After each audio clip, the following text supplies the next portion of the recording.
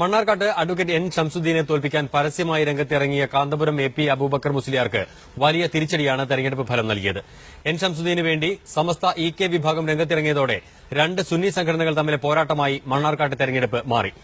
കഴിഞ്ഞ തവണത്തേക്കാൾ ഇരട്ടി ഭൂരിപക്ഷത്തിനാണ് മുസ്ലിം ലീഗ് സ്ഥാനാർത്ഥിയായ ഷംസുദ്ദീൻ മണ്ണാർക്കാട്ട് വിജയിച്ചു കയറിയത്. കല്ലാങ്കുഴി ഇരട്ടക്കൊലക്കേസിലെ പ്രതികളെ അഡ്വക്കേറ്റ് എൻ ഷംസുദ്ദീൻ സംരക്ഷിച്ചെന്ന കാരണം ചൂണ്ടിക്കാട്ടിയാണ് മണ്ണാർക്കാട്ട് കാന്തപുരം പരസ്യ നിലപാടെടുത്തത്. ഷംസുദ്ദീനെ തോൽപ്പിക്കാൻ കാന്തപുരം എ പി അബൂബക്കർ മുസ്ലിയാർ പരസ്യ ആഹ്വാനം നടത്തിയതോടെ എ പി പ്രവർത്തകർ അതിനായി രംഗത്തിറങ്ങി. കാന്തപുരം വിരുദ്ധരായ ഇ കെ വിഭാഗം സുന്നികൾ ഇതോടെ ഷംസുദ്ദീനെ വിജയിപ്പിക്കാനുള്ള പോരാട്ടം ഏറ്റെടുത്തു.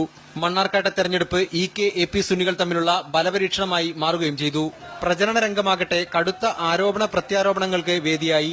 തെരഞ്ഞെടുപ്പ് ഫലം പുറത്തുവന്നപ്പോൾ 12,325 വോട്ടിന് വിജയിച്ച ഷംസുദ്ദീൻ 2011 ലഭിച്ചതിനേക്കാൾ ഭൂരിപക്ഷം ഇരട്ടിയാക്കി.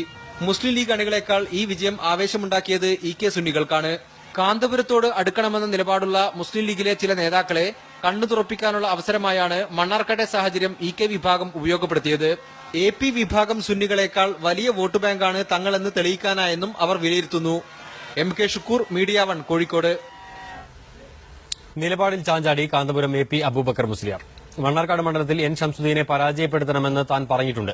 എന്നാൽ അത് ആഹ്വാനമായിരുന്നില്ലെന്നും അദ്ദേഹം ദുബായിൽ വാർത്താ സമ്മേളനത്തിൽ പറഞ്ഞു. ഒരു സംഘടന എന്ന നിലയിൽ ലീഗിനെ പരാജയപ്പെടുത്താൻ ശ്രമിച്ചിട്ടില്ല. എന്നാൽ ചില വ്യക്തികളെ വിജയിപ്പിക്കാൻ നിർദ്ദേശം നൽകിയിരുന്നുവെന്നും അത് വിജയം കണ്ടിട്ടുണ്ടെന്നും അദ്ദേഹം പറഞ്ഞു. മണ്ണാർക്കാട് മണ്ഡലത്തിലെ ബിജെപി വോട്ടുകൾ എവിടെ പോയെന്ന് അന്വേഷിക്കണമെന്നും കാന്തപുരം ആവശ്യപ്പെട്ടു. കൊലപാതകത്തിന് കൂട്ടുനിന്ന ആളെ പരാജയപ്പെടുത്തുകയാണ് വേണ്ടത് എന്നും ആണ് ഞങ്ങളുടെ അഭിപ്രായം എന്ന് പറഞ്ഞ കൂട്ടത്തിൽ അദ്ദേഹത്തിന്റെ പേരും പറഞ്ഞിട്ടുണ്ട്.